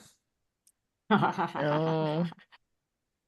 How was that process for you, and how did your body feel during that transition? So I refer to myself as both a recovering vegan and a recovering feminist. So like two things that I'm still overcoming because, I would like, I wasn't deep into the veganism, but I was so enthralled in this idea that like humans like I was really caught up in this idea that like procreation was a problem, overpopulation was bad, that I had a calling always to be a mother, but it would be the biggest impact that I could have. I was really kind of consumed in these ideas of being an environmental savior, and it really got wrapped up in my identity. And really, what was so shocking was that, as I came out of veganism and I moved on to a cattle ranch and I learned how to raise and slaughter animals. It was a big jump. But I really found that it was so intuitive. Like you put a knife in my hand and I know how to take a hide off of a cow. Like, and no one had to teach me. It was just like it was in my ancestry. It was just this inner knowing, and it just felt so natural. And actually, I looked for a specific farm that practiced a really ethical way of raising animals, and they did all the slaughtering on site, which is technically illegal, which is the agricultural system is messed up on so many different levels, but actually being part of the process. And to be human is to consume. Like, and I understand, like we want to do the right thing and we want to feel good and we don't want to see death on our plate. But there's a way to do it in a way that's regenerative to everybody. And I got really obsessed with this idea of sustainability. And then I found regenerative agriculture. I was like, we don't want to sustain whatever we have here right now. I don't want to sustain it. I want to regenerate it. I want to work with nature and with the natural world and create a place of abundance with just the understandings and the teachings of nature.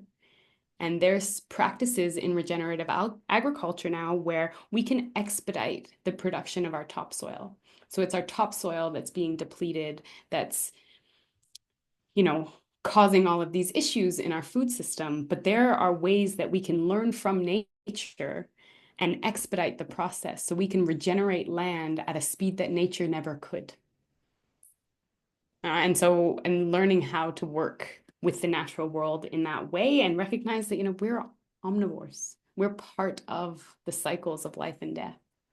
And when I die, I will also go back to the earth, and the minerals that inhabit my body will be recycled back into the system. Minerals they're never born and they never die. They just move through life forms. And so really coming to terms with that. And the experiences that I had, slaughtering animals were actually really beautiful. And so that was a big, leap from veganism.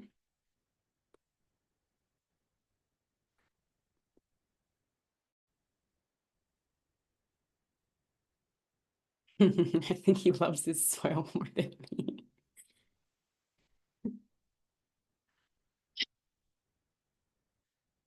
Oh, your dad and I sound like we would really hit Oh it my off, God. Kennedy. Okay, I'll come on camera now because I'm feeling a little more alive. Yeah, he loves his soil more than me. He's farm, like our family farm is like in the family for like 100 years. And yeah, we're grain farmers, and that man knows his soil like no other. And it's very important, crop rotation and all this Mhm. stuff. and it's it's a literal science, but like a sacred science. It is. Yeah. Yeah. Yeah. It's a beautiful, beautiful process to be a part of. And like anybody that consumes food, I encourage just like get one potted plant, plant one tomato seedling and just watch it grow. And like just be observing the natural world will teach you so much about yourself. And I was stuck in this kind of environmental ideology and vegan vegetarianism. And, you I had this kind of reckoning that we are such a young species. The trees and the plants and the animals, they've been here for so much longer than they've been here for thousands more years than we have. Of course, they've got it figured out. Of course, they know how to be part of a system. We're still young, we're still learning. But it's observing the land and knowing that our health is directly correlated to theirs. So yeah, spending time on farms in that environment, like I'm living in the city now for the first time in the last 6 years, but I really want to raise my kids on a farm. That's like very important to me, just so that they Yeah. have that understanding. I grew up on a farm and I now live in Calgary, but the goal is to get back there. But yeah, it's made me who I am for sure. And farm kids are different. Like we're bred different. Yeah, 100%.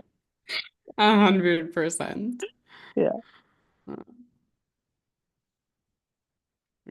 I was born a hardcore city slicker. I was born in the roughest area of downtown Toronto and lived in cities until I was 18 years old. And then I moved to a 600-acre farm in Williams Lake, British Columbia, and was completely off grid for a year. And was like, I wasn't raised a farm kid, but I became one. That's amazing. Oh.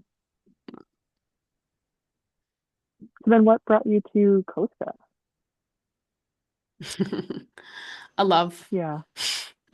Yes. Mhm. I had my setup so good. I was managing this farm. I had a beautiful house to live in. I was, getting approached to keep doing workshops and keep teaching and really just like becoming kind of an expert in my fields.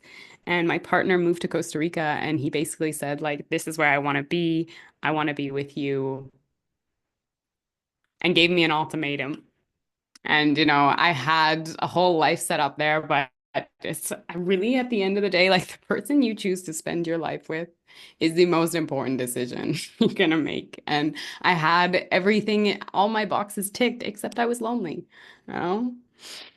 And so we make sacrifices, and I know that I can also have it here. Might take a little while, but I can have it here. Yeah. That's awesome. Thank you. Yeah. Mm.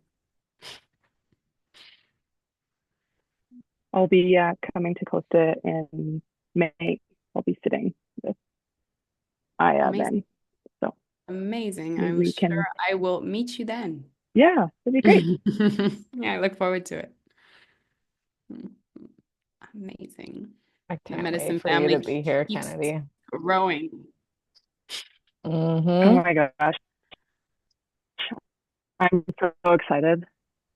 I was talking to my dad about it, and my dad's like, maybe like one day we should go to Costa together. I'm like, that would be really fun. Oh my God. Bring In the jungle Lyndon. with Lyndon.